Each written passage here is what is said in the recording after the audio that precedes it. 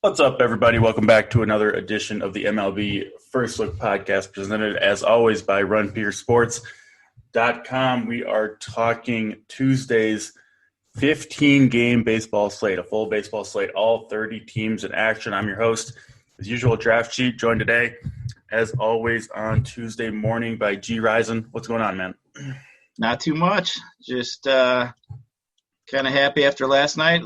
Did pretty well. Had the Nats. I even wrote up Baby Shark in my little write up there. Don't be afraid to play him. It was kind of nice when he hit a homer off the foul pole. I was bending with him. Stay fair. Yeah, but Gerardo Parra, for those who aren't aware, is Baby Shark for the Nationals. Yeah, Kyle Schwarber was my play of the day. He was in the Coors. He was my play of the day on the YouTube show, so that was a nice hit. I missed elsewhere. Had a little too many Houston bats. Jordan Alvarez in particular let me down.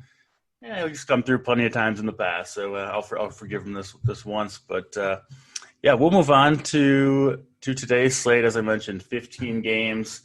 I love these big slates. I love all baseball slates just because I love baseball, but I do especially enjoy having all the options to choose from. We'll go position by position on this slate, starting as we always do at starting pitcher. And kind of like yesterday, at least before the Sox game got rained out, a lot of options at the top. I kind of see the top tier, I guess, probably stopping at Kevin Gausman, who's 9,600 against the Dodgers. So at least on DraftKings pricing, that leaves Brandon Woodruff, 11K, Robbie Ray, 10.5K, Walker Buehler, 10.3K, Jose Urquidy, 9.9K, Trevor Rogers, 9.7K, and Kevin Gausman at 9.6K. So you kind of see a top tier of six or so guys.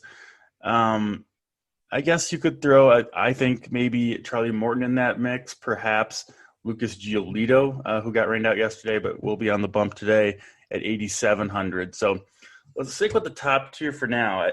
I think you could make a case for a number of these guys. Interested to hear where you land kind of as we, kind of dive into the slate a little bit. Of course, this is a first look pod. We're not beholden to anything we say here. We'll have more information throughout the day over at Run Pure Sports. But first look, what are you seeing here on this slate? Yeah, first look on the FanDuel side, we got four guys that are above 10K: Woodruff, Buehler, Gausman, and Ray. And to be at this point, Woodruff is standing out. I mean, you and I have discussed him before, his strikeout ability. I've not been a fan of the Cubs. I actually like attacking the Cubs at times with the right kind of strikeout pitcher. So I don't mind Woodruff. And then, we got Robbie Ray against, Seattle, who we like to attack. And then, that San Fran Dodger game, we got Buehler and Gausman. So that looks like generally when I like to play, like a B-plus pitcher in a game against, like another A pitcher, generally it seems like they feed off each other. So I like scenarios like that where you got two good pitchers. So, either side of this one, but I'm going to say at this point, Buehler and Gausman, my instincts are telling me Gausman, but my brain's telling me Buehler. So I probably have to dive into that one a little bit. Yeah. But Woodruff and Ray stand out for me. And then, you mentioned Charlie Morton. He's been pitching really well. So he's another guy that definitely looks interesting. Yeah, there are some. I have some concerns with some of these guys. So Walker Buehler's been one of the guys, along with a couple of his Dodgers teammates, Bauer, Julio Urias, who has seen a substantial decrease on the spin rate across basically all of their pitches. Walker Buehler in his last start struggled a little bit against Chicago Cubs, 300 runs over 6 innings. Like, he's still going to be a good pitcher. He's still got that arsenal, but he is a guy that's, I think, pretty clearly going to take a bit of a step back here. It's hard to say how much of a step. So that's a little concerning for me with Buehler. We did see Trevor Bauer pitch pretty well against San Francisco last night. Gave up, I think he gave up a home run or two. So yeah, I think Buehler's fine. Gausman, I worry about the matchup against the Dodgers team that's getting healthy, but even DeSclafani was okay after a rough start against them.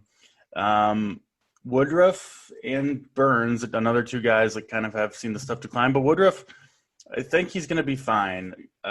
Specifically him. Just he throws 70 fastballs. He's got premium velocity. Looks like his location hasn't suffered at all. So I really do like Woodruff here at home against the Chicago Cubs. I think he's probably my top guy. And then Robbie Ray, I was looking at him a little bit before the show. I've been on him all year long. He's been tremendous.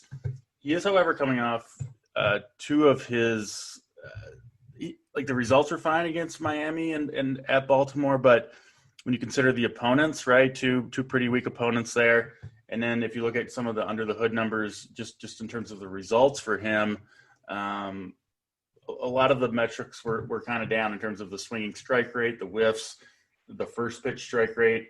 He just didn't look quite the same. Had his two lowest swinging strike rates of the year in back-to-back starts. So a tiny bit concerned about that. I need to dig in, see, maybe what was going on there. His velocity hadn't declined or anything like that, but enough there to have me, not be able to give him, I guess, the full endorsement this morning, at least, until I dig in a little bit further.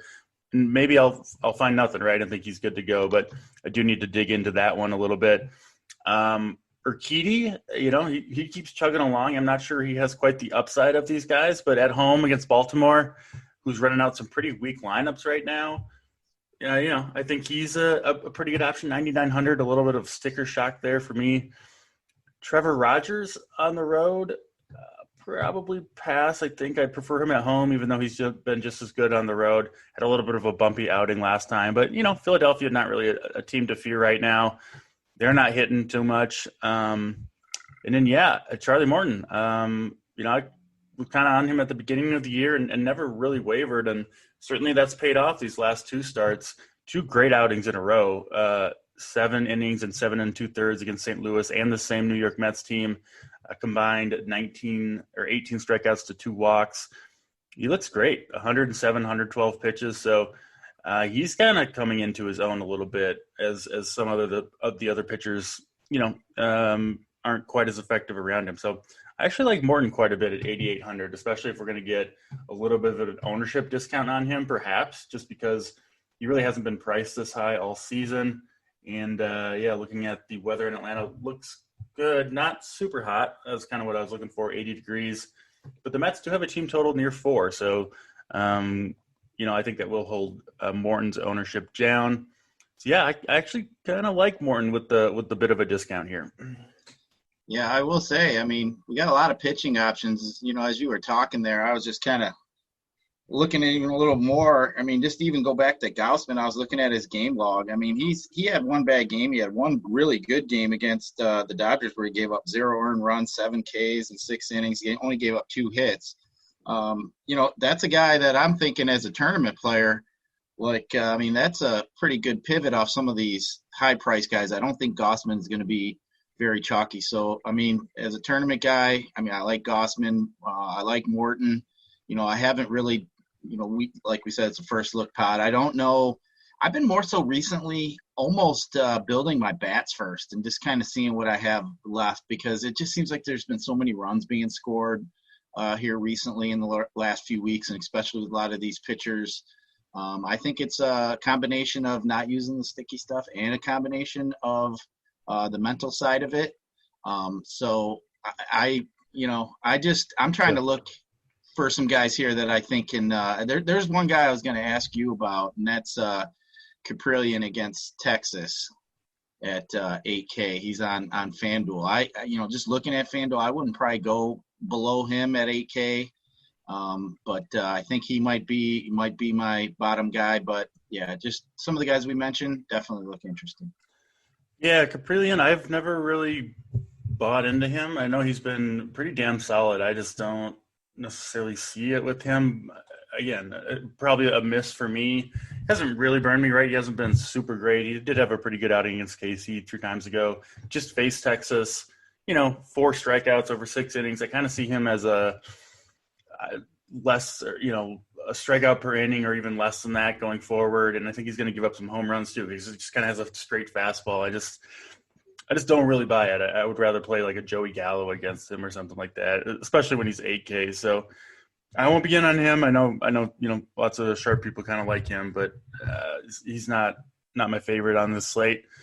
Yeah, other guys. I mean, like you mentioned, at the cheap end, it's kind of becoming a little bit of a theme where there's oftentimes not a ton that you like at the cheaper end. I was very high on Kenta Maeda yesterday. He was 7,500. He gets a little price bump down even on this slate, down to 7K. And as we know, there's going to be plenty of bats to pay for, and not that you can't find cheap options as well, but there will be upgrades to be had if you do save at starting pitcher. So I do like Kenta Maeda. He's been a disappointment for the Twins this year. I expected big things from him, but I think maybe he's starting to turn the corner a little bit after spending 3 weeks on the IL. He's pitched 2 times since then, ramped it up to 84 pitches in his last time out against Texas, and then got an extra day or a couple extra days off here, frankly, with the rain out and everything. So I think Kenta Maeda, does have a shot to pitch well here. So he's interesting to me for sure at 7K, partly because you do get that price discount, but I don't see a ton below him. I'm kind of looking through these. His price almost went down 1,000 from yesterday. I'm trying to remember I think he was 7,100 on FanDuel yesterday. What is he today? He's 71 on there. I thought he was 8K yesterday, but I could be wrong. But yeah, I like him at that price point. On DK, I thought. Yeah, he's not gonna. I don't think you can hope for like a true gem, but I'm not really that worried about the Chicago White Sox lineup. I mean, you look at that lineup. There's not that many great bats in there. They're missing obviously Eloy Jimenez and Luis Robert, and I think maybe one other bat. Yeah, I'm not 100% sure, but Adam Eaton's out of lineup, but. Yeah, I think Maeda looks like a good price-saving option to me. And below him, I don't really see a lot that I would be willing to play. Maybe a Caleb Smith at 6,600. He's coming off 2 pretty solid outings in a row. He's also thrown, last 3 outings, 103, 91, and 101 pitches. And I don't love lefties against St. Louis, kind of in theory, but – man, St. Louis has not been hitting whatsoever. So I'm kind of willing to use, a pitcher who does miss some bats. I mean, Caleb Smith had a pretty good run there in Miami for a while. I think injuries got him, but yeah, I guess he looks okay. And I think. What about Joe Ross? Yeah, I'm not a believer in Joe Ross. Yeah, just bringing him up just because his last 2 out of 3 starts, he's had a 55 and a 61. Yeah. Points. So I mean, he's 7,400 on FanDuel. Yeah, let me look up Joe Ross real quick to see if I can see anything there. Yeah, he has been legitimately pitching pretty well in terms of like the pitch mix and stuff. I mean, I don't see a big change. I'll have to dig into him. My initial reaction is no, but Yeah, mine was too. And as we were, going through, I was just kind of looking for some guys, and that popped out at me, and I thought, that's interesting. I mean, 7,400 on FanDuel. If he get you a 40 burger, you'd be happy as a pig in shit. Yeah, it makes some sense. I mean, Tampa Bay, it's not a team that you'd have to avoid. They do have quite a few lefties in there, though, right? Like that's what I fear when considering Joe Ross. And if it's warm in Washington, I haven't seen the weather. It's generally. 92 degrees, 9 mile per hour winds out to center. Yeah, that might be a little dangerous. So he's lefties: Brandon Lowe, Wander Franco, Austin Meadows, G-Man Choi, Joey Wendell, Kevin Kiermaier. So, and then the righties there are Randy Arozarena, who's not an easy matchup. So yeah, I don't love that. Honestly, I'll probably have a race stack or 2 against him because I still think lefties are going to hit him pretty well. So. Yeah, that's pitching for you. I don't think either of us see really much else that we're willing to go to. I think it's going to be, kind of one of the day's tasks for me. We'll try to being able to differentiate right between these top guys because I think most people will go to the top guys. I'll probably going to some Kenta Maeda, and we'll build from there. Yeah, so I think Woodruff and Ray will probably be chalky kind of cash game plays, and then other than that, I think all tournament type plays. Yeah, I think that's right. Yeah, it'll be interesting. I do think it'll be spread out. People are still going to play Bueller. I think some will play Gaussman. Well, I that's don't what's think. good about 15 games, right? Yeah, you do get some spread out ownership. So if you do hit on those pitchers, you're certainly off to the races early. All right, let's go over to the catcher position. I know this isn't one that you have to play as primarily a FanDuel player. This was a rough one yesterday. It does look, I think, a little bit better, perhaps, today. The top end, I think Salvador Perez looks pretty good to me against Nick Pivetta. We saw he's Perez been slumping, but I still have some faith there. We saw Pivetta's teammate Garrett Richards struggle yesterday. I think Pivetta is going to have kind of similar struggles going forward. So I do like attacking him right now, at least until he proves he can kind of deal with the new environment that we're dealing with the enforcement of the foreign substances. So yeah, Perez, probably my top guy. I said I like Maeda, but I do like Yasmani Grandal, who's showing a lot of power, especially from the left side of the plate. Gary Sanchez, I think, will be a very popular play against Andrew Heaney, who obviously gives up a ton of home runs. Maybe Heaney can keep the vomit in his mouth, unlike his teammate Dylan Bundy last night. Oh, that was so gross. That was disgusting. Well, I didn't see it happen live. I was actually doing some stuff around the house, and Yeah. I checked some scores, and I saw that Bundy was out early, Yeah. and I thought, oh, Yeah. what happened? And I went to Twitter, and that was a mistake because it was like, it was just puking. Oh yeah, it was disgusting. So embarrassing, too. Did they immediately remove him? I didn't see. I wasn't watching. Yeah, he walked right off the mound. I think they said the official ruling was heat exhaustion, which I mean, I guess it was super hot, and I don't know what else would have made him do that. So that was that's got to be like some sort of COVID violation, right? You can't just puke on the mound. Come on, buddy. It's a dangerous time we're living in here. Right. Bad joke there by me. Yeah, catcher's always tough because you never know who's going to be in there, and oftentimes you kind of want to value play. This does look like a slate where maybe you would end up going cheaper because I don't think any of these top options. Yes, I mean I do like Salvador Perez, but he's not some lock by any means. I always like Will Smith against right-handed pitchers, and Gaussman I think might have some reverse splits himself because he's all fastball splitter, right? So he doesn't have anything that like moves away or a primary pitch that moves away from righties. I'm gonna look him up and see if I'm right about that. Just on initial kind of take on Kevin Gaussman. Yeah, he has been worse against. Actually, no. This year he's been about neutral. But yeah, I do expect him to kind of get hit hard by righties going forward. So Will Smith at 4,200, he'll be a good contrarian option. You see anything at catcher that you like? Yeah, what about Murphy against Faulty? I like, Murphy's a guy I don't mind throwing in my Atlanta or Oakland stacks. Yeah, if you're stacking Oakland, I would include him. Yeah, that's a good call. Yeah, I like Murphy. Obviously, Gary Sanchez. He was my home run call yesterday and didn't help me out. Yeah. I do like Grandal against Maeda, like you mentioned, and I think, like you said, I don't know who's going to be in there at catcher. For the Reds, you could either have Stevenson or Barnhart. Snell's been giving up some homers. I don't mind that. As you mentioned, Salvador Perez. I mean, you could even look at maybe Real Amuto, but I think I'm gonna probably, like you said, either just stick to catcher, whoever's in my stack, or I'll end up paying down. Yeah, might have a cheap option in Coors Field with Dom Nunez, who has not done a lot, and he started off the year, he had a few home runs and hasn't done much since, but he has 2,400, and I think he'll be in there against Chase DeYoung, who's a bad right-handed pitcher, so good matchup there, at least for him, but man, his play has been uninspiring, but still a punt catcher in Coors Field if he's in there. Not a bad way to go, most likely. 2,500 on FanDuel, a punt and Coors is can't argue that. Yeah, you can't. You can argue his results, but yeah, I totally get it. Let's go over to first base then. Certainly a more exciting position here. The top end of first base, as it often does, looks pretty damn loaded to me. Of course, you've got Vladimir Guerrero at the top of the heap. I mean, Chris Flexen has pitched okay.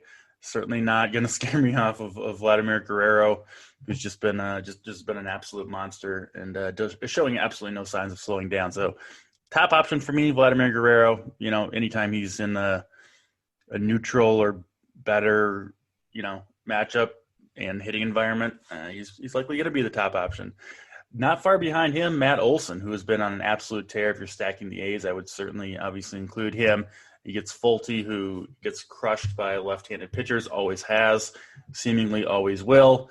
And, Matt Olsen, typically you kind of worry about that park a little bit, I guess, for most players. But Matt Olsen just so much power. He's been playing there his whole career, and it's not slowing him down this year either. So I think Matt Olsen makes for a strong option up top.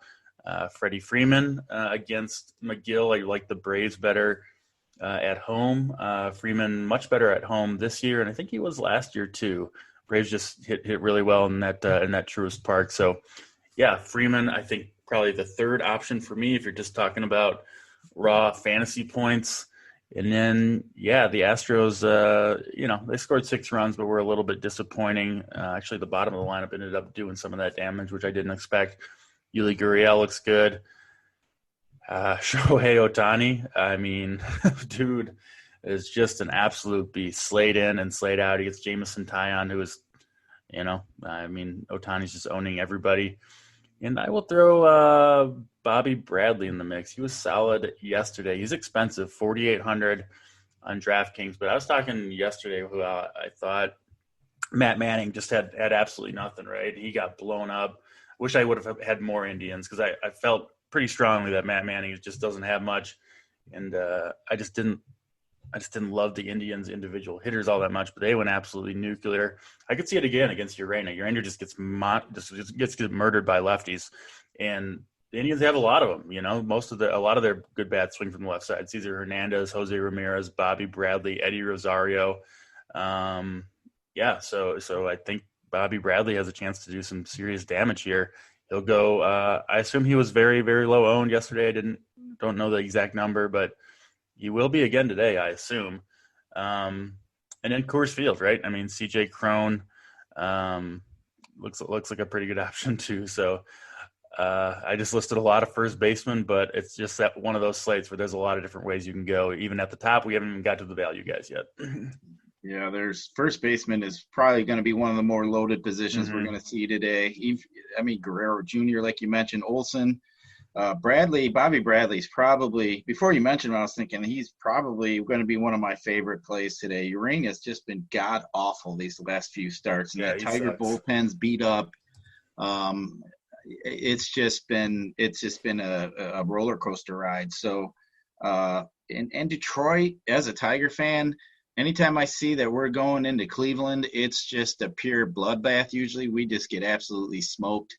And Cleveland's very comfortable at home. So I do like Bobby Bradley. And then, if you want to go against Gausman, Bellinger's been swinging pretty good recently. He's kind of pricey, $3,900, but I don't mind Bellinger. I mean, he could easily hit you a homer. He's had some pretty good run here the last few days. CJ Cron is at home in Colorado, and then you got Jared Walsh going against Taillon in a pretty warm New York stadium. I like that. Like you mentioned, there's just so many guys you could play at first today. I don't mind. Just kind of looking down too, Cleveland's pitcher is not somebody that I'm really interested in. I can't say, Shoot, you can play on at first base for Detroit. I don't mind him. Probably keep him more at second. And then I can even throw Christian Walker into the mix too. He's been smashing it. I actually was on some Arizona stacks yesterday, played a little bit of Walker, but he's been hitting pretty well. But yeah, like you mentioned, first base is there's plenty of options here today. Yeah, you should when you finally click submit on those lineups, you should feel pretty good about who's ever in the first baseman in your lineup. If not, look for a new guy because there's no need to get like way off the board here. There's 10, 15 strong plays, so make sure you got upside in your first base spot. Let's go to second base. I mean, I think for me, Jose Altuve needs to be at the top of the heap here against a bad lefty in what is it, Alexander Wells, I think is his name. Where is he? I can't find him right now, but yeah, Wells for the Baltimore Orioles. Again, Houston disappointed me a little bit yesterday. Perfectly willing to go back to the well here against Wells, and Jose Altuve has been crushing it all year long, especially recently. So he's my top guy. Other good options though, Max Muncy's back again. I'm kind of afraid to play Gausman, frankly, against this Dodgers lineup. There's just too many good hitters for me. Ozzy Albies, he's been fantastic recently. Again, another guy that I do prefer to play at home. On DraftKings, just to put it in simple terms, 10.4 fantasy points per game at home, 7.1 on the road. A very, very significant difference. 8 of his home runs have come at home compared to on the road. 16 doubles to 7 on the road. Like, he's just been crushing it at home, and that's just what the Braves do. So I really like rostering those guys when they are at home, and they certainly get a good matchup against Tyler McGill. So you see a nice total for the Braves there, up over 5. Other guys to look at, of course, the Blue Jays, right? I mean, if you want to make a case for the Blue Jay stack, I can't really ever talk anybody off of that. I'll mention Brandon Lowe for the Tampa Bay Rays. He's expensive, and he gives a lot of goose eggs, but he's got a lot of power too. 15 home runs on the year, and Joe Ross, I still think, is going to get hit hard by lefties. So that's kind of the top end for me. What are you looking at second base? Yeah, second base looks pretty good too. A guy I'll mention, that Cesar Hernandez is probably going to lead off for Cleveland against Urania. I like that. Cronenworth's been hitting. I do like the park, obviously, in Cincinnati. I don't mind that at all either. Merrifield, too, looks interesting. He hit a home run yesterday for Kansas City, who they went off yesterday. One of you guys on the show yesterday was talking about Kansas City. Yeah, I was on Kansas City. Yep. Yeah, that worked out really well. The thing is, I always think about Kansas City. It's like they don't seem to generally hit a lot of homers, but when you get Michael Taylor hitting one for you and Santana hit one, it was obviously a good day for them. You're gonna have Frazier too against Marquez over there in Coors Field. That's potential for a homer. But I mean, right now I'm liking the Cleveland stack. So Cesar Hernandez for me, and then I'll go back to Jonathan Shoup, and then you mentioned maybe going some Rays bats. So I mean, if that's the case, you can always look at Brandon Lowe. I'd have to say plenty of options here. But for me, like you said, Altuve at the top. You got McMahon at home at Coors. I think, like I said, I like the Indians, so Cesar Hernandez. Yeah, I like it. I'll throw in one value play that I really like, and actually a value stack that I like, the Diamondbacks against Carlos Martinez. We've been stacking against him for a lot of the year. He's had a lot of blow-ups. I know, Arizona's not a team that we typically necessarily like to stack in general. But, Carlos Martinez is just not any good. Josh Rojas will likely be leading off for them tonight. And he's 3,200 on DraftKings. Hit a home run yesterday. Has 2 hits in 4 of the last 5 games. At least 2 hits. I think exactly 2 hits in 4 of the last 5. So, 8 hits in 5 games, what I mean. So, Josh Rojas, 3,200 if you need a little cheaper guy. I think he's a very, very strong option. Can use him as a one-off, I think, because he does have power and speed, or in a stack. Let's go to third base next. Jose Ramirez, I had him listed, I think this is my second preferred third baseman behind that cheap Royals guy who did pretty well too. But Jose Ramirez, I mean, a very similar matchup to yesterday. Jose Urania just can't get lefties out for the life of them. And Ramirez, I was a little bit worried about his lack of production over the last couple of weeks, but obviously put those concerns to bed with the big game. So it's safe to say he's good to go here in 5,900. So he would be the top guy for me. Do you have a different top third baseman than me? Yeah, no, I think Jose Ramirez for me is going to be the top guy. I mean, you got Brian Hayes too in Colorado. If you want to go there, I really like that young kid. Yeah, agreed. You got Chapman against Fulte. You could look at. Other than that, for me, I mean, you could always look at Devers. I mean, Devers. Yeah, I like the Red Sox too. I mean, Keller's obviously not any good, right? I mean, right. Yeah, I agree. I mean, Devers has just been smashing the ball. So, but yeah, Jose Ramirez for me, and then Eduardo Escobar. I know we've mentioned a couple Arizona guys. I don't mind him, and that St. Louis bullpen is trash. Oh yeah. So I do like that. I was just kind of trying to scan down here for maybe a cheap guy to throw out. I mean, and I don't know about Andujar. I mean, Willie Castro is the Castro you would want to play for Detroit. So I don't mind some Willie Castro. He's pretty cheap. He's 2,400. I think if it isn't Chapman or Jose Ramirez or Devers, I think those would be my top guys. Yeah, a couple cheaper guys I'm looking at. Abraham Toro, I expect to be back in there for the Astros. He didn't play yesterday, but he gets the lefty, and he's 3,600 for a stack that I really like. And then the Royals guy, what was his name again? Oh yeah, Emmanuel Rivera. No, he got 2 hits for us yesterday. He remains 2K. And I still like KC against Boston and Pivetta. They got a bad bullpen too, so I can see KC doing some more damage. Rivera comes in at 2K. Went the opposite way with a couple singles. He looked pretty good to me, and he got big boy power at AAA. Hit 14 home runs, was leading the league. Just 24 years old, so he looks like a legit hitting prospect. And anytime you get a minimum price, I don't see him on FanDuel. FanDuel don't even have him in here. Yeah, he wasn't on there yesterday too, so can't. Yeah, they don't have him again today either. That's wake up over there. FanDuel. Make some calls. See if you can wake him up. I'll get Curtis on the phone. Let's get it going.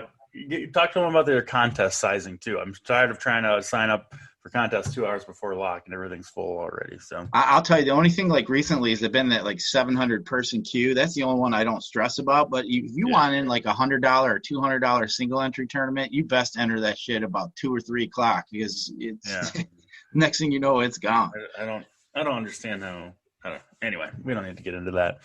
Let's go over to shortstop, where I think you'll see a lot of people play Trevor Story in Coors Field. Hard to argue with that. It's been a little bit of a down year for Story, but back in Coors Field where he's just much better. I think he's a strong play. Do prefer him against the lefty, but Chase DeYoung will have to do. I'm guessing you might be on Trey Turner against Rich Hill. I think that's totally a fine play. You can steal against Rich Hill, if I recall correctly, too, which is obviously a big boost for a guy like Trey Turner. Fernando Tatis, kind of like Vladimir Guerrero. I don't really care righty, lefty, as long as it's not some shutdown pitcher, which Santillan is not. Give me some Tatis. I think he's a pretty strong option, obviously. Bogarts, the top end of shortstop, as it often is pretty damn loaded. And I think, if you can afford one of these guys, I would try to grab one. I'll throw in my guy Brandon Crawford into the mix. So kind of suggested him as a good leverage home run yesterday on the show, and he got one. I mean, dude's got 17 home runs. He's not slowing down. Gets Walker Buehler. Wouldn't be surprised if he did it again, and Buehler will be popular, so you get that extra bonus of knocking Buehler teams down while propelling yourself up the standings. So I do like Brandon Crawford at 4,300. What's your preference up top, and then any cheaper guys you're looking at? Yeah, up top, Trey Turner. He just does me right every time I play him. I really like Trey Turner. I love those guys that always come through for you. You're like, all right, I'll just keep playing. You just know those certain guys for it. It's like Trey Turner. I mean, I've played him the last time I was in a live final. I played him. He had a grand slam for me, and right then I'm like, that's my favorite dude. Yeah. But Another guy we might want to mention is Ahmed Rosario for Cleveland. He's pretty cheap. He's only 2,600 on FanDuel. So if you like the Indians like I do, that would be an interesting spot. You mentioned Story up there at the top. Anytime he's at home, he's obviously somebody to think about. And then, I don't mind Lindor too. Has been hitting a little bit. I mean, if you want to go against Morton, you could look at Lindor. I was looking here. There was another guy. Oh, DeYoung too. Paul DeYoung he's got homers last 2 out of 3 days. He's really pretty cheap on FanDuel. He's only 2,800. I don't mind him. And, Rojas for Arizona, he's eligible at second and short. You could look at him there. But, yeah, I'll probably pay up today like I generally do for shortstop. So I'll be looking at a guy like Trey Turner. And if I do pay down, it'd probably be Ahmed Rosario. Yeah, makes a lot of sense. Let's go over to the outfield, which is always loaded, right? I mean, there's always just a ton of ways you can go. Oftentimes, depending on where you're stacking, that'll kind of lead you in the direction you want to go for outfield because there's just so many good options. So let's, I guess we'll just identify some of our very favorites, whether that's due to perhaps lower ownership or whatever it may be. At least on DraftKings, a couple of guys that I'm looking at in the mid-range include Nick Castellanos coming off a 7 RBI game. It wasn't on the main slate, so maybe got overlooked by some people, but he gets Blake Snell, who I continue to just kind of want to stack against, especially away from San Diego where he's really struggled. Going into Cincinnati, which is just a really tough place to pitch in general. Looking up the weather there, I assume it's warm. 88 degrees in Cincinnati. And people still don't really pick on Blake Snell. I don't really know why, but I'm certainly willing to do it. So Castellanos at 4K, I think, is a tremendous play. We were chanting MVP for him yesterday in Cincinnati. Yeah, I mean, why not? Dude's hitting 350, with the right. Yeah, he's been incredible. So I don't know if he's going to catch Ronald Acuna or Fernando Tatis or Jacob deGrom, but hey, he's having a monster year. So I do like him a ton. Eddie Rosario, again, it seems like we're both pretty high on Cleveland. He's been swinging it a little bit better recently. I just love lefties against Urania. Always going to be on those guys. Joey Gallo, he's got it going on, after kind of a bit of a slow start to the year. I think, Rangers had yesterday off, but he hit 2 home runs on Saturday, hit another home run on Sunday. And he's a guy that might benefit overall from less spin and movement on the ball because, he strikes out so much. But that's going to, I think, kind of reduce strikeouts and just reduce the effectiveness of pitchers in general. So Gallo, I think he might be about to go on a run, or he kind of has started one already. So I really like him. Bellinger remains very cheap, 4,100 on DraftKings, just too cheap for – I think he won MVP, 2-3 years ago? Like, the dude is a masher, and I think he's kind of, if not all the way back to that level at this moment, very close. So really, really like Joey Gallo for that cheap price point. I just love the kind of this 3.5 to 4.5K range. Tyler O'Neill, price point just doesn't come up for this guy. No, the Cardinals have been cold, but he gets a lefty who gives up a lot of home runs in Caleb Smith. He looks like a strong play. Brian Reynolds, just because he plays for – I've been on this guy all year. Just because he plays for the Pirates, he's been under the radar. But, man, look what he's doing. He's just an absolute monster. He seems to be getting better and better. He's in Coors Field. I know Imran Marquez can be a good pitcher, but Brian Reynolds has to be near the top of my list. So, yeah, kind of like saving a little bit here, especially because for the most part we want to spend at pitcher. Yeah, definitely. I just scrolling while you're talking, looking at a lot of these outfielders, there's just so many different ways you could look at it, ways you could go.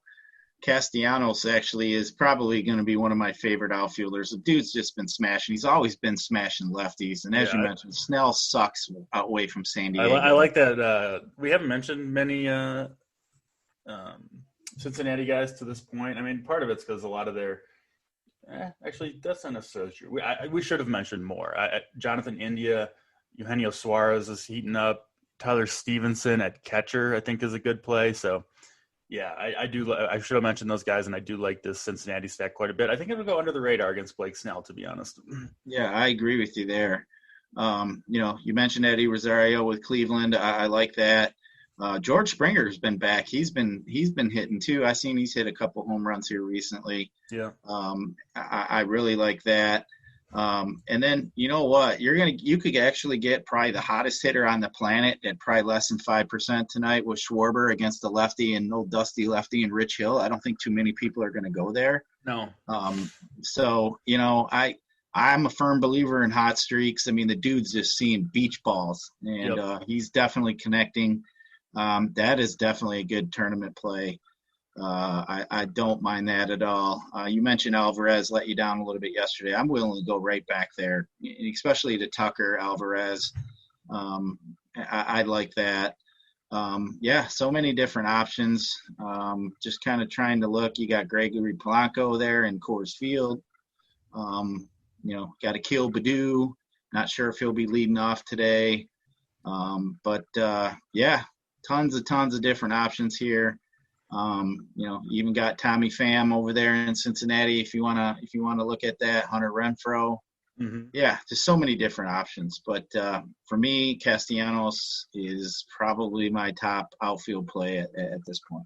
Yeah, it makes sense. We're both very, very high on Castellanos. I agree with all the guys you just mentioned. Badu was on him yesterday. He let me down with the 0 for 4, 2 Ks, but another good matchup here. And I bet he'll be right back in the leadoff spot. He's been leading off, I don't know, last week or two against righties, and you wouldn't think 1 over 4 day would knock you out of the spot. It would be seems like it would be a little harsh for a guy that's been pretty damn good. So yeah, I love the Badu call. Polanco, as you mentioned, he's been kind of quietly. I know the batting average is low, but 9 home runs and 8 steals on the year, and gets to go into Coors Field at 3K. Hard to go wrong there, I think. So yeah, as always, a loaded outfield. We didn't even mention some of the very, very top guys, guys, of course, if you want to play Ronald Acuna or, Jordan, like you mentioned, always strong plays. The Yankees guys, right? Stanton and Judge against lefties. I mean, yeah. Yeah, I'll tell you one thing. I was just breezing through the BVP numbers. Nelson Cruz is 9 for 20 with 4 bombs off Giolito. Interesting. So that's I was just trying to scan through, see if anybody's BVP number stood out, and there it was. Mookie stands out too. He was 15 for 40, 3 home runs against Gossman. So yeah, not that I put too much into that, but I do like looking at that. Yeah, me too, especially if it's a recent one. But I like the Mookie one because Mookie was in Boston and Gausman was in Baltimore. So Gausman's obviously a way different pitcher than he was back then. I mean, he was a guy you picked on. Now he's a borderline ace. So I wouldn't put a ton into that. Still interesting. And in Cruz, I would be interested to see what the BVP looks like over the last couple of seasons, because Giolito did have that 1 year when he was like the worst pitcher in baseball, I think in 2018 maybe. Yeah. So if Cruz did most of his damage then, I wouldn't put as much stock into it. But yeah, good shouts there and something to look into certainly as the day goes on, along with all the other stuff that we'll be digging into and posting over at Run for Your Sports. So yeah, check us out. If you haven't, you can use promo code RPSHeater25 to get 25% off your first payment. We've got the free YouTube show coming up at 4 Eastern time today, I believe. I think it's me and Hoop and Titletown back doing that. We'll have, of course, the premium show, Big T, JSU, Holden. Usually kind of hold that one down for the majority of shows. So tons of content, free and premium, over at runforyoursports.com. And that'll do it for us. G-Rise, thanks for joining me as always. Thanks for listening. Hit the subscribe, leave a 5-star review if you'd be so kind. We'll see you tomorrow for G-Rising. I'm DraftCheat. We'll check you next time.